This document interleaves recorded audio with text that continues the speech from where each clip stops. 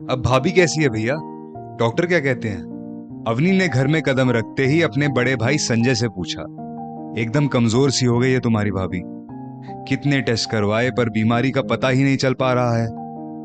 Doctor साहब ने सलाह दी है कि बड़े शहर के बड़े डॉक्टर से रजनी का इलाज करवाना चाहिए। अच्छा हुआ तुम आ गई। तुम घर और बच्चों का ध्यान रखना। मैं रजनी को एक बार दिल्ली में दिखा लाता हूं, शायद बीमारी का पता चल जाए, संजय ने कहा। भाभी कहाँ है? अवनी ने पूछा। रजनी कमरे में लेटी हुई है। उसने दोपहर का खाना भी ठीक से नहीं खाया और बच्चे ट्यूशन क्लास गए हैं, संजय बोला। कितनी सुंदर, हंसमुख, भोली, चंचल मेरी भाभी को ये क्या हो गया? सोचते सोचते अवनी रजनी के कमरे में जाती है। भाभी, भाभी, अवनी ने कमरे की बत्ती जलाते हुए कहा। कौन? रजनी ने आंखें खोलते हुए कहा। भाभी, मैं अवनी, आपकी ननद कम सहेली ज्यादा। अवनी को देखते ही रजनी रोते रोते उसके गले लग गई। अवनी ने प्यार से उसे चुप कराया। ये क्या हालत बना रखी है भाभी आपने? मुझे लगता है आपने अपने दिल में बहुत कुछ भर रखा है।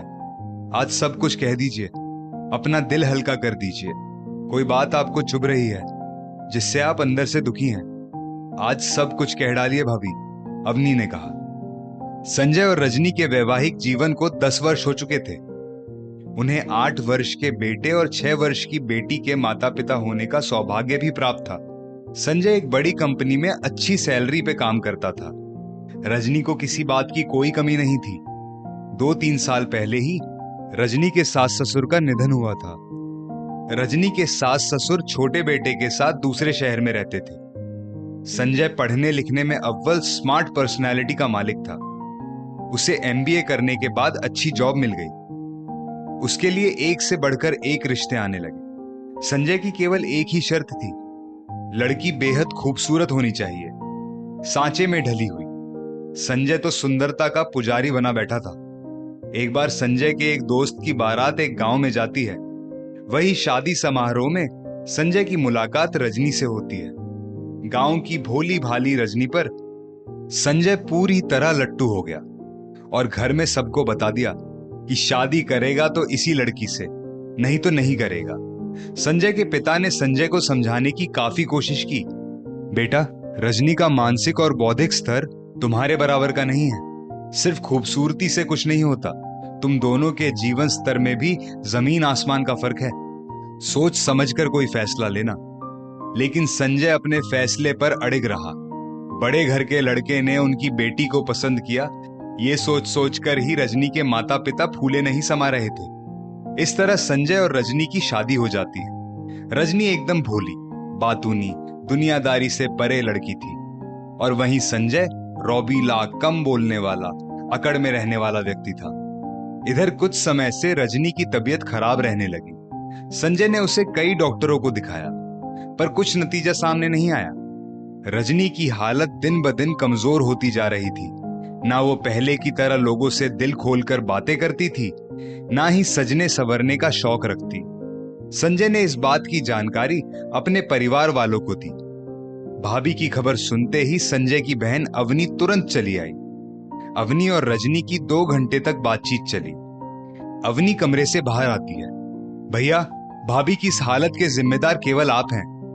भैया, आप एक अच्छे बेटे, अच्छे भाई, अच्छे पिता तो बन गए, लेकिन अच्छे पति नहीं बन पाए, अवनी ने कहा। ऐसा क्यों बोल रही हो अवनी? मैंने तुम्हारी भाभी को धन दौलत, ऐशो आराम सब कुछ तो दिया है, किसी बात की कोई कमी नहीं रखी, संजय बोला। भैया, भाभी ने आपके हिसाब से अपने आप को ढालते ढालते खुद को खो दिया। अपनी पहचान खोकर अस्तित्वहीन जीवन भला कोई कैसे जी सकता है? शादी के शुरुआती समय में तो आपको उनकी सुंदरता के सामने कुछ भी दिखाई नहीं दिया। फिर धीरे धीरे मोह भंग होने पर उनके खिलखिलाकर हंसने में भी आपको फूहड़ता नजर आने लगी। दोनों हाथों में भरी भरी चूड़ियां, मांग में भरा सिंदूर आपको ओल्ड फैशन नजर आने लगा, क्योंकि आपके ऑफिस की महिलाएं और दोस्तों की पत्नी ऐसा श्रृंगार नहीं करती थी। आपकी पत्नी शुद्ध हिंदी बोलती थी, अंग्रेजी नहीं बोल पाती थी। इस बात पर आपको कमी नजर आने लगी। उनका आपके प्रति समर्पण भाव कभी आपको दिखाई नहीं दिया। भाभी हर दिन हर पल आपकी नजरों में ऊपर उठने की कोशिश करती रहती। अरे भाभी तो ठेठ गांव की थी, यहां आने के बाद भी सारा काम हाथ से ही करती। मेहनती शरीर थोड़ा ज्यादा खाने की मांग करता, पर आप तो उनके खाने पीने में भी रोक लगा बैठे। उनकी खाने की थाली से उनके पसंदीदा चावल, मीठा हमेशा के लिए हटा दिया, ये सोचकर कि कहीं फिगर खराब ना हो जाए। उनके मायके वालों का आना भी आपको पसंद नहीं था, क्योंकि उनका रहन सहन आपकी तरह नहीं है। भाभी को भी उनके मायके आप ज्यादा दिनों के लिए नहीं जाने देते थे, क्योंकि आपको डर था कि वो अपने मायके का रहन सहन फिर से ना अपना ले। ऑफिस के फैमिली प्रोग्राम में साथ में नहीं लेकर जाते थे, क्योंकि आपके हिसाब से भाभी वेल ड्रेसअप नहीं होती थी। वहां सब के साथ खुलकर बात करना चाहती थी, पर आपको ये पसंद नहीं था। उनके बोलने पर भी आपने पूरी तरह से कंट्रोल कर दिया। आपको आपके हिसाब से कोई काम नहीं मिलता तो भाभी को तिरस्कृत और अपमानित करते। भाभी आपके अनुरूप अपने आप को ढालने की बहुत कोशिश करती, पर आपको उनकी कोशिश हमेशा कम लगी। आपकी खुशी के लिए उन्होंने अपने डांस के शौक को भुला दिया। उन्हें गाने सुनने का भी कितना शौक था, पर आपको ये जरा भी पसंद नहीं आया। उन्होंने आपकी खुशी के लिए पूरी तरह से अपने आप को खो दिया। जिंदगी की गाड़ी बस जैसे तैसे खींच रही थी। आपने उनकी खुशी के लिए क्या किया? अपने आप में क्या बदलाव किया, जरा बताइए।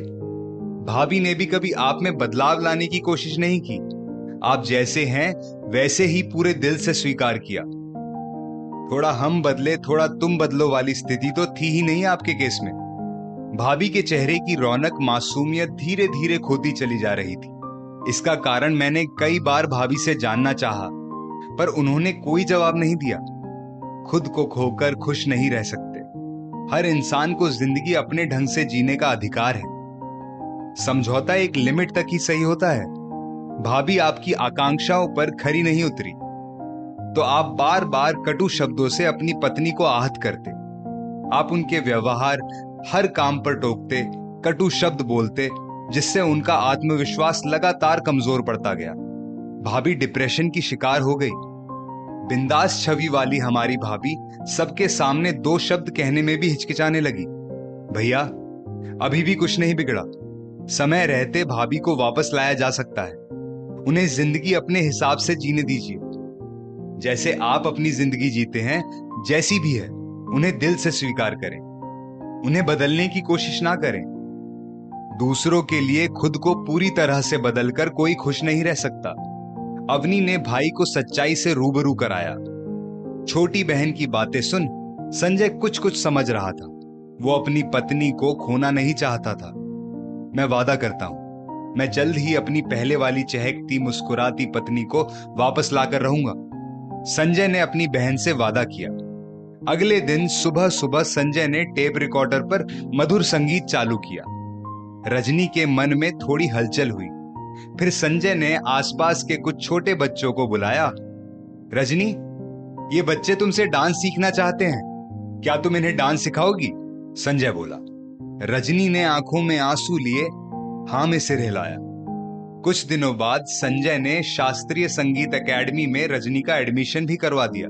संजय की छोटी छोटी सकारात्मक कोशिशों के कारण रजनी जल्द ही मानसिक और शारीरिक रूप से स्वस्थ हो गई। पहले की तरह खुशी उसके चेहरे पर साफ झलकने लगी। दोस्तों, हमारा खुश रहना सबसे ज्यादा जरूरी है। किसी के लिए भी पूरी तरह से खुद को बदलने की कोशिश ना करें, क्योंकि लोगों की उम्मीद कभी खत्म नहीं होती। खुद को खोकर हम कभी खुश नहीं रह सकते। इस स्टोरी को लेकर आपकी क्या राय है, नीचे कमेंट करके जरूर बताइएगा। और ऐसी ही और भी बेहतरीन वीडियोस के लिए हमारा पेज जरूर फॉलो करें।